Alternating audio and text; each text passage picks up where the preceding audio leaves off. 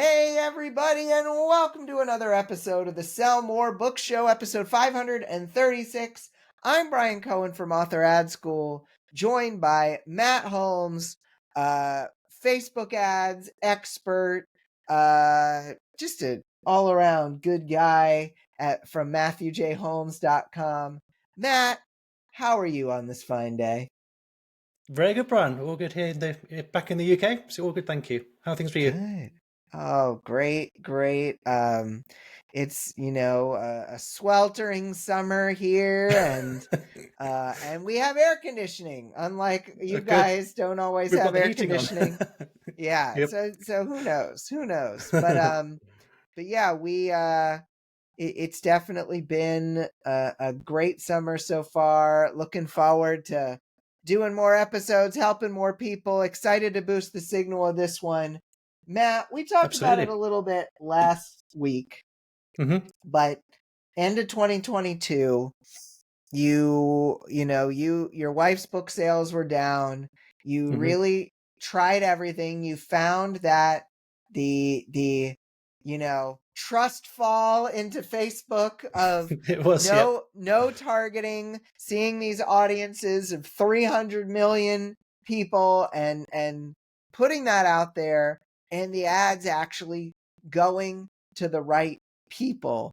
Yep. What would you tell an author who's been doing detailed targeting or lookalike audiences or retargeting video views? What would you tell an author who has been using those features, who is running into trouble here in 2024? What would you tell them as like to calm their nerves as they try something that seems crazy to them? It is daunting. It is scary. It was my last resort Yeah. because the ads just were not working. And I think now you have to, if you've been in the Facebook ads dashboard over the last few months, you can see that they're very much forcing more and more automation, AI tools onto you. That's becoming the default.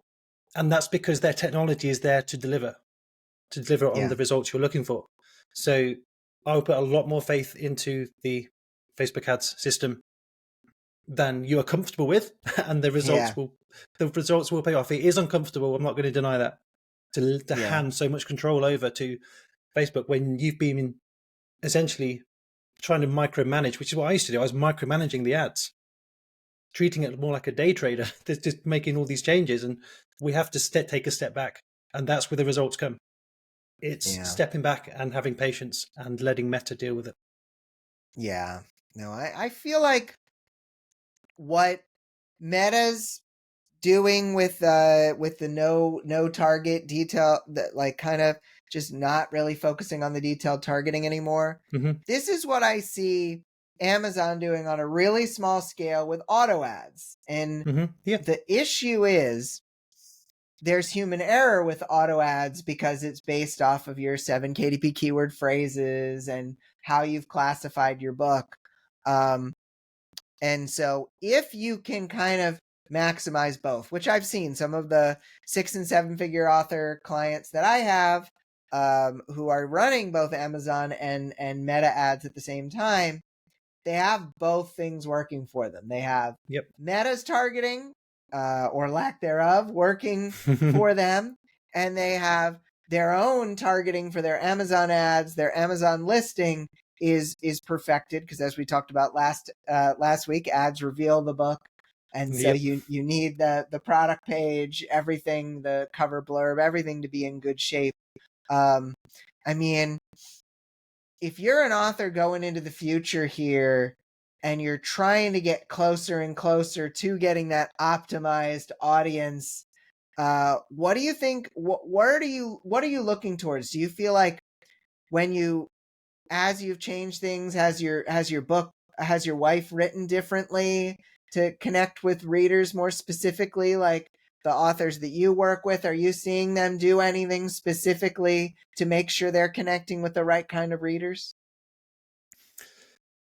Laurie, my wife, hasn't really changed the way she writes the book. She's just writing what she wants to write. So that hasn't changed at all. And then in terms of connecting with readers, it's For us, nothing really has changed. We have the email sequence, which has obviously been updated. We have the monthly newsletter that goes out, but I think emails does play a big role in connecting with your readers. And also the other thing that Laurie does is the comments on her ads when people are commenting on her Facebook ads. She's getting back to people and answering questions and engaging with them. And readers love that. They love connecting and interacting with authors that they enjoy reading work from. So I think that's a really important part of it. Just sort of goes hand in hand with running ads, that you need to be engaging with your audience, the people that are seeing the ads, people that are reading the books. So yeah, for us, that's how we're doing it. So we're keeping things very simple. We're not getting too heavy with it. I love that. And speaking of email with ads, you have created a module for my Author Ad School course, which probably by now is in there in the past, in the future. It's probably in there on running Facebook ads to build your email list. So if you jump into Author Ad School, you will see it. And so, and then you can find out more about running ads to sell more books on the Facebook ad side with Matthew's soon to be updated course at matthewjholmes.com. Right.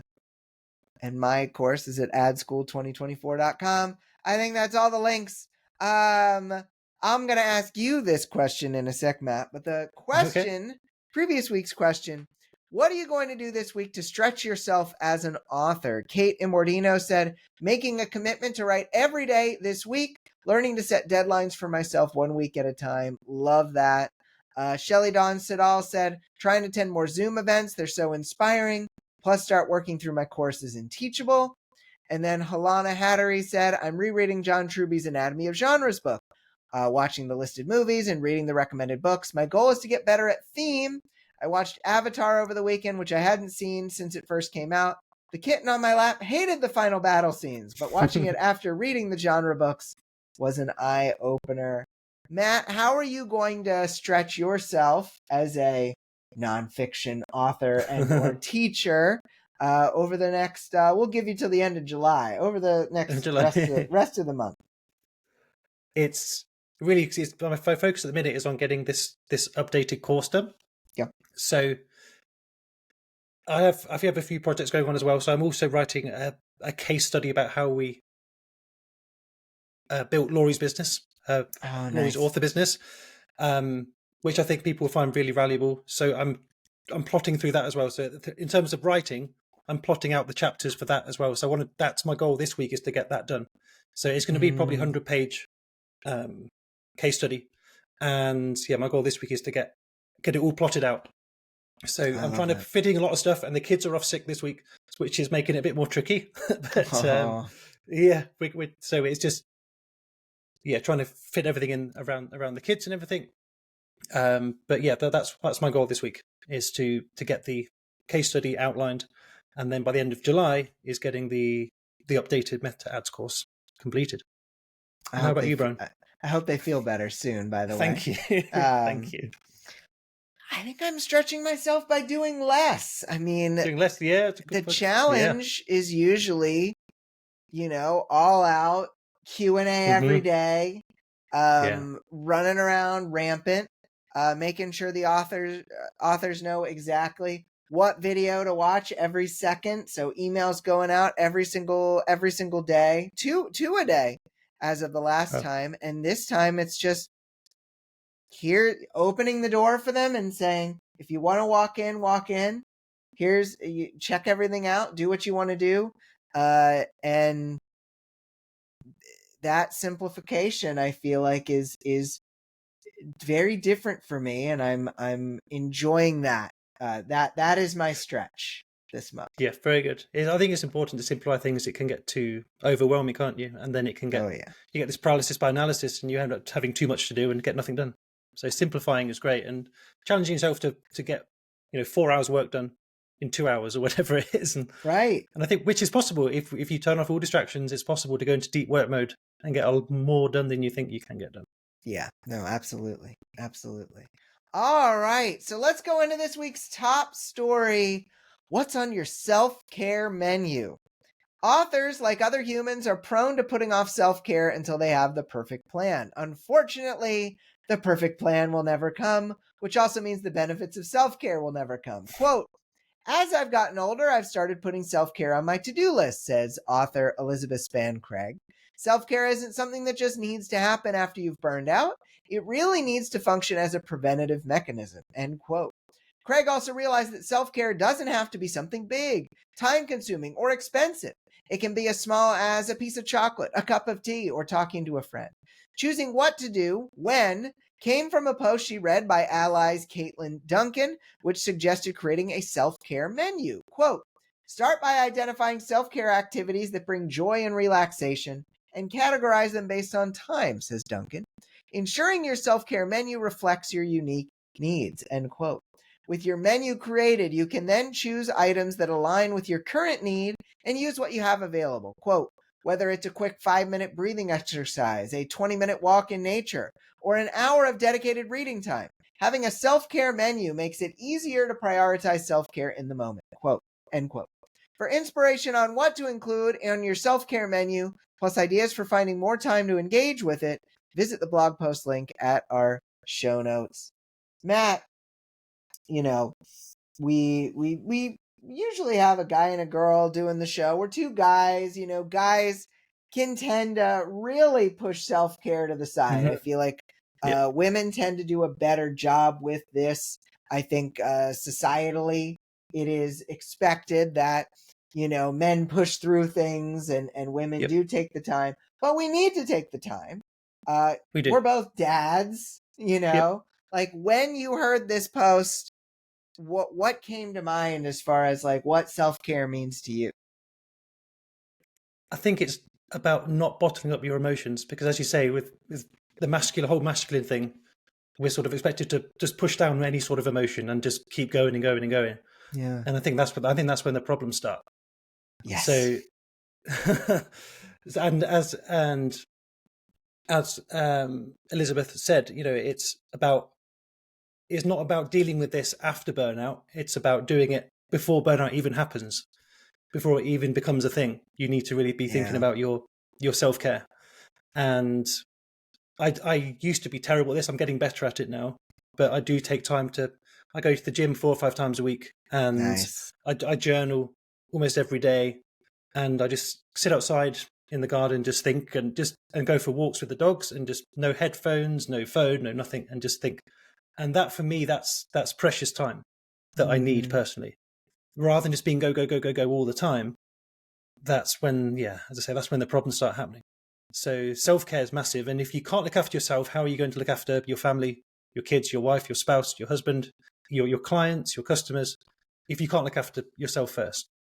Yeah, it's the old airplane thing. You have to put on your mask first before you absolutely put on anybody else's. I love that you brought up when you go on that walk, not to have the headphones, not to necessarily have the phone or be on the phone. That's the hardest thing, because I think people are like, I finally have 5 minutes, and then they're on the phone. This is it. The doom scroll on social media.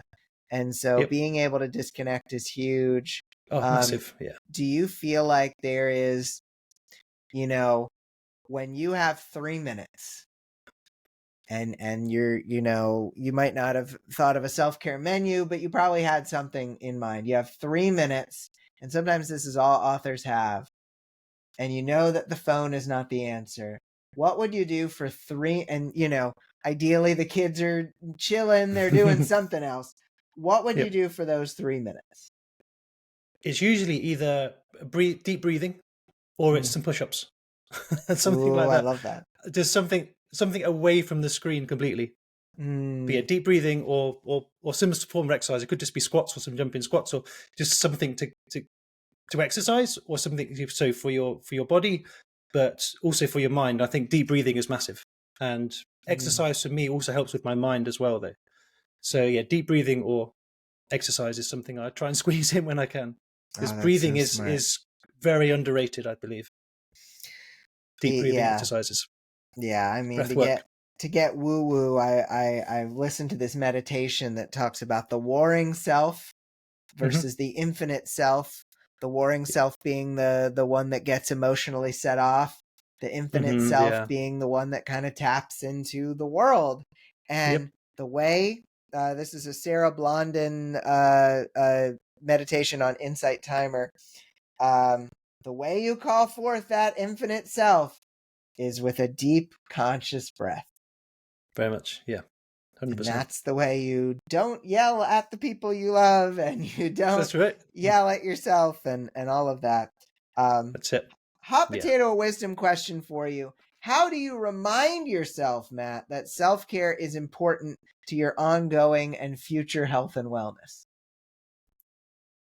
It comes down to me that if I'm sat at the computer for a couple of hours and I just have a complete brain block, I think, right, okay, well, I've gone on too long here. I need to go for a walk. I need to go outside. I need to have a screen break. So what I do now is I set a timer for like 45 minutes, 60 minutes, something like that. And that's my cue to go up and change the scene, no screen. So for me, I just keep it very simple and just have as many screen breaks as possible. And also that, I have pictures of our kids and Laurie around the office and everything. And, that's why I do what I do, is for them. And if I can't be present for them, then why am I doing this? So it's reminding myself of that as well. Love that. Love that. I'm ready for my question, sir. Cool. So, Brian, what is a small self-care activity that you keep on your menu? I have a pretty simple one. We have a great cat who's been around almost as long as the show has been here. Probably just, shortly into the show, we got the cat, and she used to hang back when I had a crib behind me in our old apartment. And so Rocket is always kind of like just chilling or walking around. I'll go down and find her, give her some pets, maybe play a little bit of ball with her. She's a big fan of catching a ball and trying to kill it. And so those are some of the things I do. She's getting up there in age. She's about 12, so hopefully she sticks around for a while. But they will. That's my small self-care activity. Wonderful. Yeah, I think it's the small things that really count. Yeah. Absolutely. They mean a lot. Yeah.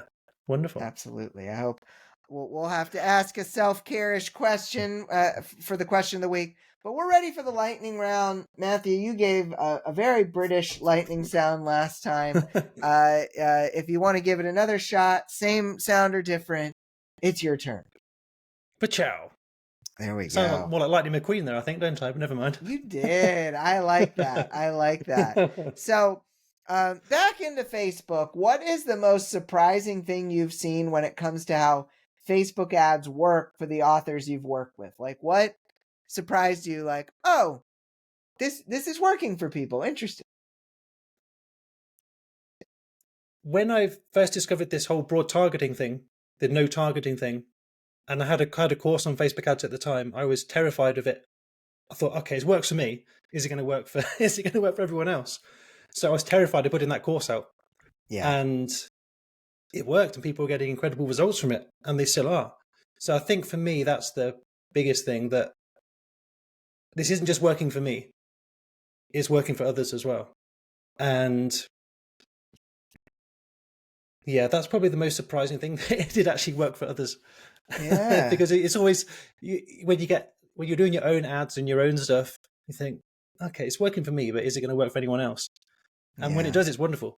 So there was that sort of trepidation there, but it's amazing to see that it's working for others. Yeah, that's great. That's great. All right, I'm ready. Okay, Brian. So what's the difference between Facebook ads for fiction versus nonfiction? Oh my goodness. So one of the best things nonfiction authors have going for them that fiction authors are starting to pick up on with things like Shopify and Klaviyo is that you can really sell things in a pretty elaborate funnel in nonfiction. It doesn't just have to be a book. It can be a book, a case study, a mini course, a membership, coaching, a service. So many things in nonfiction. And when I work with nonfiction authors, and I've got a few of them who've been in my Pathfinders coaching group for authors earning over $2,500 a month, is that I am always telling them, look, you could just sell your book, or you could use your book as kind of a window into all the cool things you could offer. And that, I would say, is the biggest thing I've noticed with nonfiction. Oh, massive. Yeah, Yeah. it's the stuff that happens after the sale of the book can be huge with nonfiction.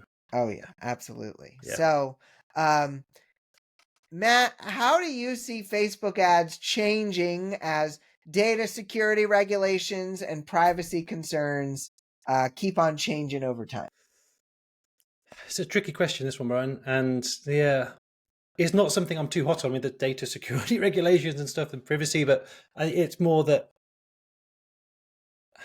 I think the way that, because obviously Apple have made some changes to their iOS, which is blocking cookies and things like that. And then we've got Google third-party data being blocked or changing, in Q3 of this year, 2024. Yep. So that's going to change a few things with how Meta can speak to websites and stuff like that, and which I can see the pros of it, but I can also see the downside in that people are potentially be seeing less relevant ads from the ad perspective itself, because Meta used all this information they have from other websites and people's behavior on these websites to deliver relevant ads to them. Right. And when a lot of that data is going to be cut off to them, suddenly the ads, the content people are seeing on their Facebook feed, etc., may not be as relevant. Yeah. So I don't know. That's my sort of top of mind thoughts. Yeah. I guess we shall see as it all plays out. We shall see. Yeah, that's right. Yep, yeah. Absolutely. So, Brian, how should an author's email welcome series change as they publish more novels and other fiction? I think one of the big things you can do in an email welcome series is you can get people onto a street team or a review team of some kind. I'm a big fan of having that in your general welcome sequence, and to just every quarter check, hey, is there anyone here who wants to be on my review team? And you can automate that sort of thing on your review list. You can have a second email sequence. People can jump over, and then there can be an auto sequence there that is giving them that review copy of the book you want them to review. And as you write more books, you can extend those sequences to include a second book, to include a second book that they could review. And that's one of just the great things about automation, is that you can continue to refine, you can continue to, if you write a new series, you can have that go in there as new email number 6 in your initial sequence. It's just a matter of upkeep. Don't do what we've done with the Sell More Book Show list, which is like 7 years old.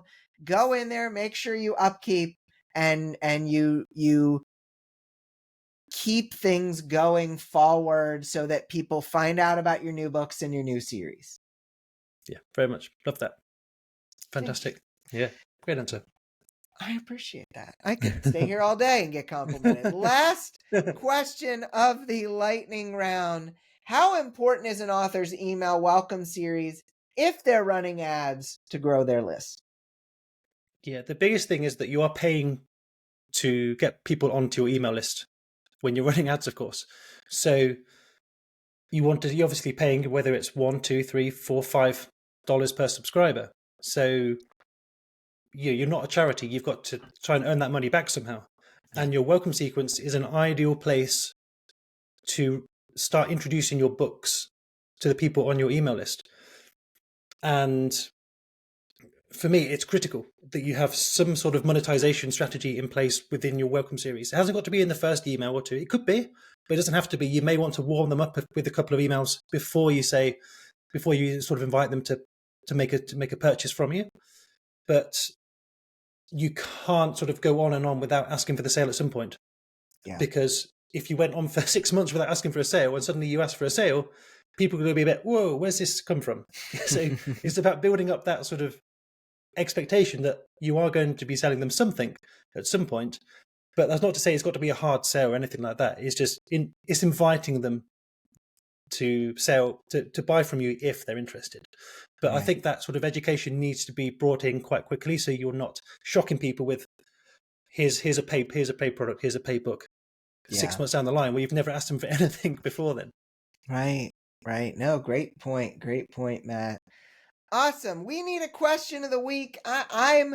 It always goes to the guest, but I am suggesting something on the self-care side.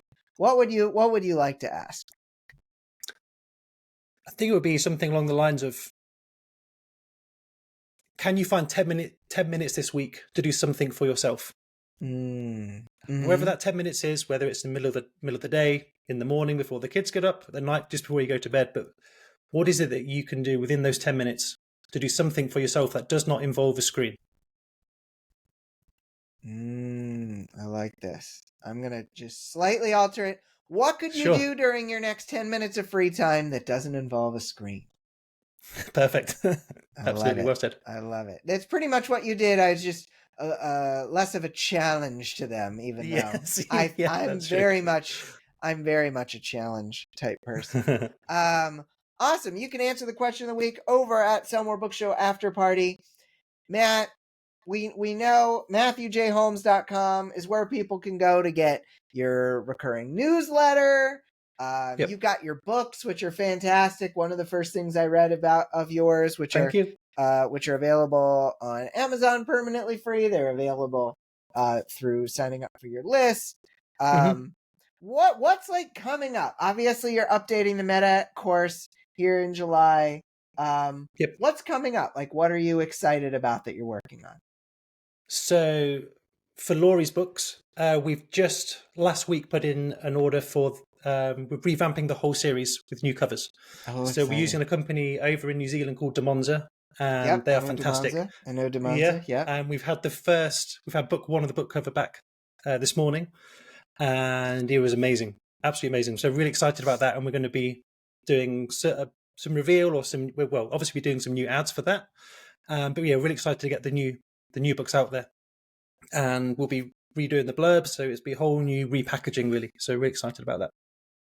Oh, that's wonderful. No, very, very exciting stuff. How about you, Brian? For me, I'm really excited. We've been expanding our author ad agency. We've been connecting with more authors who are in kind of that almost six figures level and helping them to get to another level. Recently helped an author get to number 10 in the Kindle store. Wow. Another author who was already doing quite well, but we started helping out, had $1 million month. Wow. And so that incredible was amazing. And what a milestone. Yeah. And he's the nicest guy. So I'm really glad that he's having that success. But yeah, if you are an author earning over $6,000 a month in royalties and you are interested in having someone else take over some of the marketing for you, go shoot us an email. Brian@sellingforauthors.com, or just hit me up, Facebook, wherever. We can have a conversation about it. But yeah, that's what I'm excited about. Wow, incredible, Ron. Yeah, good for you. Yeah. Thank you. Nice to play a part. Nice to play a part in all those success stories. It really is. I'm sure you feel the same way with yours. It's like you get to play this small role in a person's happiness, and it's absolutely it's really something. Something. Yeah, it really is. But yeah, we'll have another guest co-host in next week. But Matt, it's been wonderful having you on the show. Thank you so much. It's been amazing, Brian. Thank you so much for inviting me on. Absolute pleasure to talk with you. Thank you. Of course. Same here. Pleasure has been all mine. For Matt over at MatthewJHolmes.com, I'm Brian over at AdSchool2024.com. Go check out Matt's new module in my Ad School course, and then go check out his stuff as well. So for Matt, I'm Brian. Have a great week of book selling, everybody, and we'll be back next week with episode 537. Bye. Bye-bye.